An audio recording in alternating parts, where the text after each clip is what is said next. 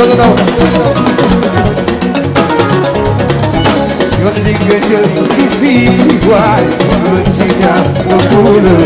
tey ci seen scandale du jour nañ dem seetaani vidéo bi ñëwaat. Moi je dis que c'est le peuple qui doit faire pression pour qu'on puisse organiser les élections avant le 2 avril.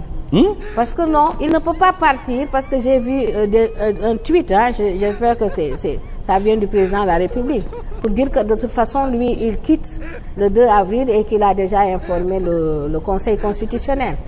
On lui avait donné un pays quand même et il doit rendre un pays. Ah, on est un pays? Non, il ne peut pas partir et laisser comme ça. Non, mais on est un pays? Non, parce que le fait de reporter à 10 heures de l'ouverture de la campagne, mais pourquoi? Mais bon, ça on a dépassé, maintenant, je pense. C'est dépassé. Oui. Mais maintenant, il doit assumer. C'est pour Il ça doit qu'il assumer parle ses le 2 avril. il part, mais il ne faut pas, parce qu'avec le dialogue, les dates qui sont proposées, c'est encore loin. Et à un moment, la société civile lui avait tendu la perche en lui proposant 2 dates. Et c'était possible. C'était possible. En lui disant c'est soit le 3 mars ou le 10 mars. Mais il n'a pas voulu. Il a voulu faire le dialogue. Est-ce que vous ne faites pas de la dictature? Non, on ne fait pas de la dictature. La société civile... Est-ce que le président est obligé de prendre vos propositions? Il n'est pas obligé, mais c'est des propositions qu'il faut voir. Mais il les a mises de côté. Parce que ça ne l'arrangeait pas, parce qu'il a son plan, il a ses motivations. Exact. Et ça, c'est ça. Et on comprend le jeu qu'il est en train de faire. Bon, maintenant, c'est au peuple maintenant de prendre ses responsabilités face à ce monsieur. Le peuple peut exiger qu'il y ait des élections avant son départ. Comment le peuple on peut va faire des marches, les gens peuvent sortir. En tout cas, le peuple est plus puissant. Vous appelez à une insurrection? Non, c'est pas une insurrection. On peut marcher, aller devant le palais et lui réclamer de faire les élections. Pacifiquement. Madame Sarr, moi je pense que... Pacifiquement, mais... Moi je pense que le pays est bien outillé. Le pays est bien outillé. Est très bien outillé. Il ne veut pas le faire. Mais le 2 il part. Le poste est vacant. On amène le président de l'Assemblée, il a 90 jours, il le fait. Et tout le monde... encore, ça va retarder le processus. Mais vous parlez de retard. Attends, vous ne pouvez pas être patient 2 mois, 3 mois. Oui, moi, tu sais une chose. Le problème, c'est quoi? C'est simple. Le Conseil constitutionnel va prendre ses responsabilités.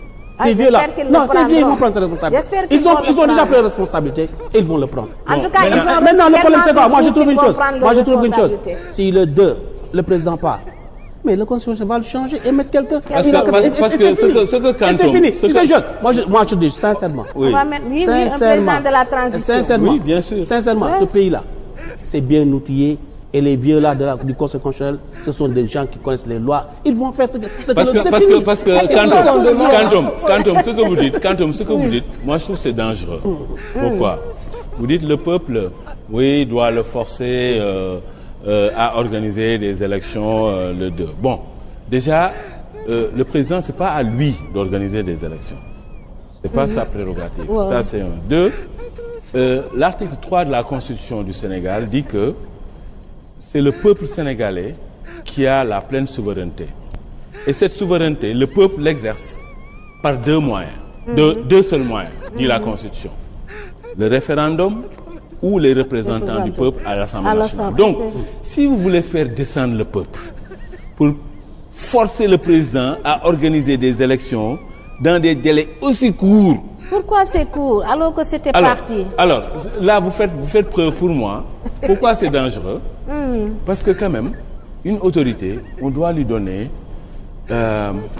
sa marge de manœuvre. Moi, je pense que les Sénégalais ont été cléments et patients avec le président Macky Sall. Ah, ils ont. Ah oui. Qu'est-ce que le président a fait les gens ont été tolérants. Alors, ce qu'ils n'ont pas pu peut-être laisser à Abdoulaye, le président Abdoulaye Wade. On est un peuple mature. Oui. On est des gens très civilisés. Oui, c'est ça. Mais quand même, il y a des moments et il nous a pris aussi comme.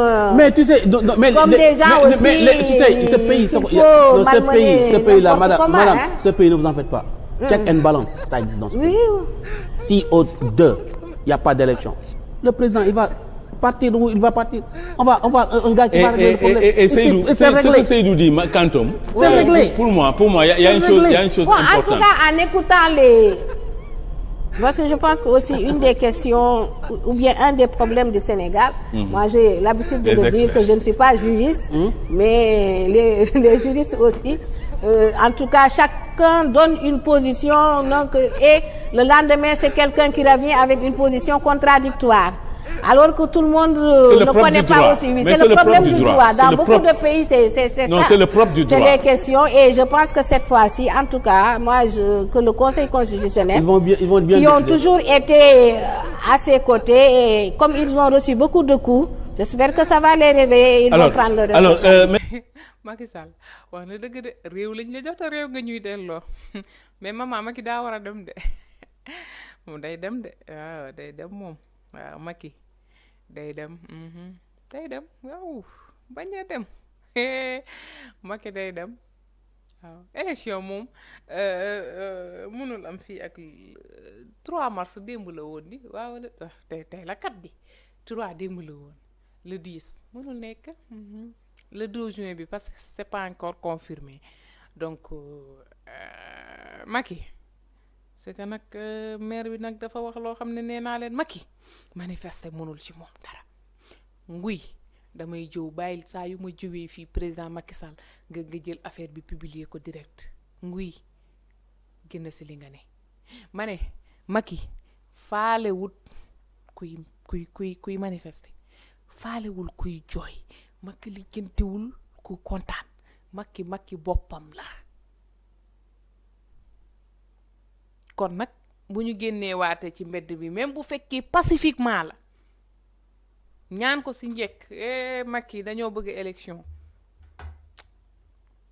Macky parewul pour fixer élection yi de ndax date bii ñu joxe sax xanaa tey ñu déglu ko rek tey dina dialogue national bi tey la yaakaar naa mooy final bi tey la ñuy joxe confirmation ndax le 2 dañuy élection wala duñu élection waaw 2 juin avril mars avril mai juin dans 4 mois yaakaar day fekk ñu tabax si ba pare je pense bien noonu la de Macky wuyul maire bi